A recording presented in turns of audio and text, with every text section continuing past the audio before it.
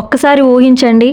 ఈరోజు మనం చూస్తున్న పెద్ద పెద్ద నగరాలు, అద్భుతమైన రోడ్లు, డ్రైనేజ్ సిస్టమ్, ఇళ్ల నిర్మాణాలు ఇవన్నీ వేల సంవత్సరాల క్రితమే ఒక నాగరికతలో ఉన్నాయంటే నమ్మగలరా? అప్పటి ఆధునిక టెక్నాలజీ లేదు, కరెంట్ లేదు, కార్లు లేవు, కంప్యూటర్లు లేవు.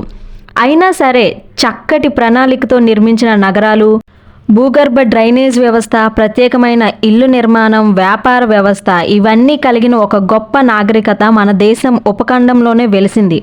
అదే సింధు నాగరికత. నేను మీ భువి. మీరు చూస్తున్నది భువి స్టాక్స్ ఛానల్. ఈరోజు మనం వేల సంవత్సరాల వెనక్కి ప్రయాణించి సింధు నాగరికత రహస్యాలను తెలుసుకుందాం.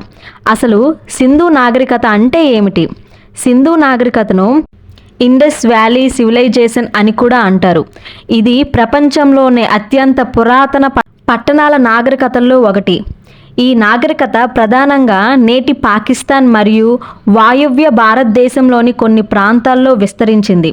సుమారు క్రీస్తు పూర్వం 2600 నుంచి 1900 వరకు దీన్ని పరిపక్వ దశ కొనసాగింది. ఈ నాగరికతకు సంబంధించిన అనేక పురావస్తు ప్రదేశాలు వెలుగులోకి వచ్చాయి.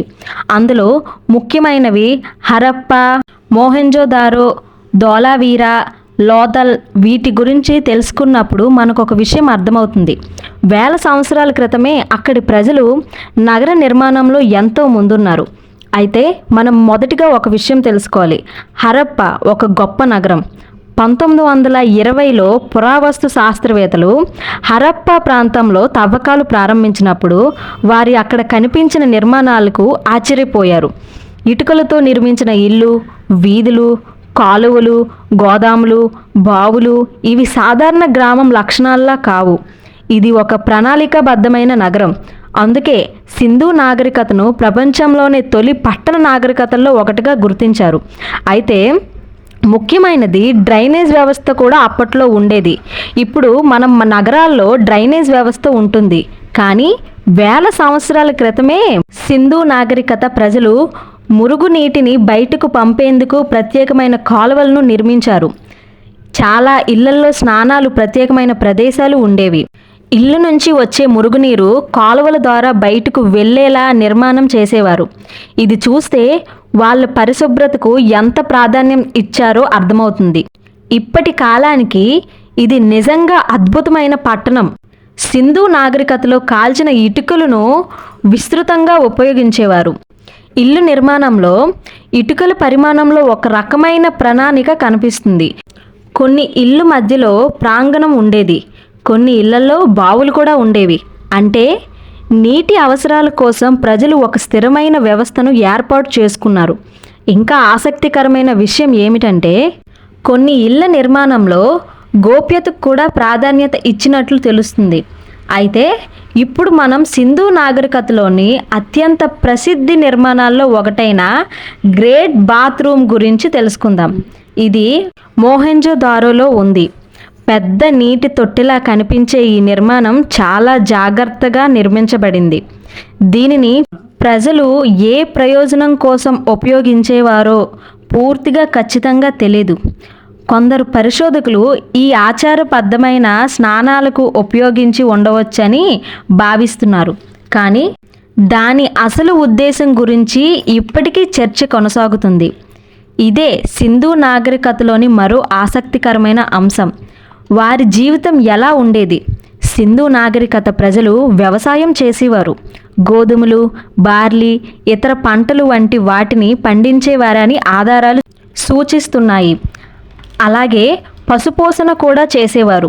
వారి ముద్రలపై ఎద్దులు, ఏనుగులు, ఖడ్గమృగాలు వంటి జంతువుల చిత్రాలు కనిపిస్తాయి.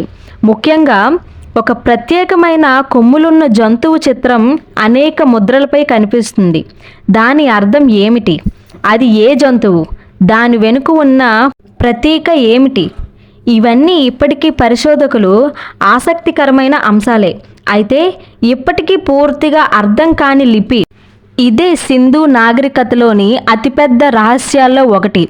వారు ఉపయోగించిన గుర్తులు, చిహ్నాలతో కూడిన ఒక లిపి మనకు కనిపిస్తుంది. దీనిని సాధారణంగా ఇండస్ స్క్రిప్ట్ అని కూడా అంటారు. ముద్రలు, వస్తువులు, ఇతర పురావస్తు ఆధారాలపై ఈ గుర్తులు కనిపిస్తాయి.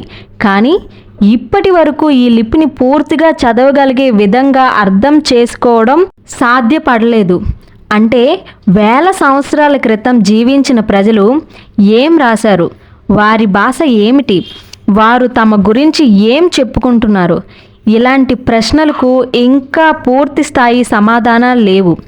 ఇది సింధు నాగరికతను మరింత ఆసక్తికరంగా చేస్తుంది. అసలు సింధు నాగరికత కేవలం వ్యవసాయంపైనే ఆధారపడిన సమాజం కాదు. వారు దూర ప్రాంతాల్లో వ్యాపారం చేసినట్లు పురావస్తు ఆధారాలు సూచిస్తున్నాయి. నేటి గుజరాత్లోని లోథల్ ప్రాంతం దీనికి ప్రసిద్ధం. అక్కడ కనుకోబడిన నిర్మాణాన్ని కొంతమంది పరిశోధకులు ప్రాచీన నౌకా ఆశ్రమానికి సంబంధించినదిగా భావిస్తున్నారు. సింధు నాగరికతకు చెందిన ప్రజలు మెసొపొటేమియా వంటి ప్రాంతాలతో వ్యాపార సంబంధాలు కలిగి ఉన్నారని కూడా ఆధారాలు సూచిస్తున్నాయి. అంటే వేల సంవత్సరాల క్రితమే ఈ ప్రాంత ప్రజలు సుదూర ప్రాంతాలకు వాణిజ్యం చేసేవారు. సింధు నాగరికతలోని ప్రజలకు కళలపై కూడా మంచి పరిజ్ఞానం ఉన్నట్లు తెలుస్తుంది. మట్టి బొమ్మలు, పూసలు, ఆభరణాలు, లోహ వస్తువులు, ముద్రలు వంటివి అనేక లభించాయి. ముఖ్యంగా చిన్న చిన్న ముద్రలపై ఉన్న జంతువులు చిత్రాలు ఎంతో ప్రత్యేకంగా ఉంటాయి. ఇవి కేవలం అలంకరణ కోసం మాత్రమే కాదు, వ్యాపారం, గుర్తింపు, పరిపాలనకు ఉపయోగించేవారా? అనేక ప్రశ్నలపై కూడా పరిశోధనలు ఇంకా జరుగుతున్నాయి. ఇప్పటికీ మనకు ఒక ప్రశ్న మెదులుతూ ఉండొచ్చు. మరి సింధు నాగరికత ఎందుకు క్షీణించింది? పరిష్కరించలేని ప్రశ్న. ఒకప్పుడు గొప్ప పట్టణాలుగా ఉన్న ప్రాంతాలు కాలక్రమేణా మారిపోయాయి. సింధు నాగరికత క్షీణతకు ఒకే ఒక్క కారణం అని చెప్పడం కష్టం.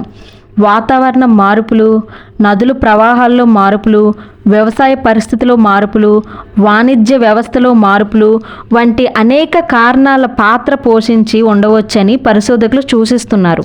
ముఖ్యంగా ఒకప్పుడు అభివృద్ధి చెందిన పట్టణ జీవితం క్రమంగా తగ్గి ప్రజలు చిన్న చిన్న నివాస ప్రాంతాలకు మారినట్లు ఆధారాలు సూచిస్తున్నాయి.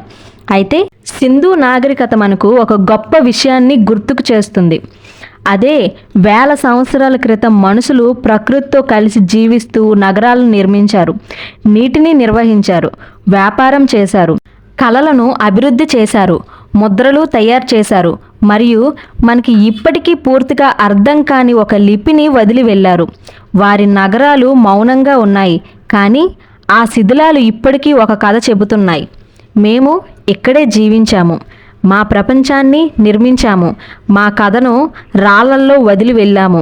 సింధు నాగరికత కేవలం గతానికి సంబంధించిన కథ కాదు, అది మనిషి ఆలోచన శక్తి, నిర్మాణ నైపుణ్యం మరియు సమాజంగా కలిసి ఎదగగల సామర్థ్యానికి ఒక అద్భుతమైన ఉదాహరణ. మీకు ఈ వీడియో నచ్చితే లైక్ చేయండి, షేర్ చేయండి. ఇలాంటి ఆసక్తికరమైన విషయాల కోసం భువి టాక్స్ను సబ్స్క్రైబ్ చేయండి. నేను మీ భువి, మీరు చూస్తున్నారు భువి టాక్స్. Thank you.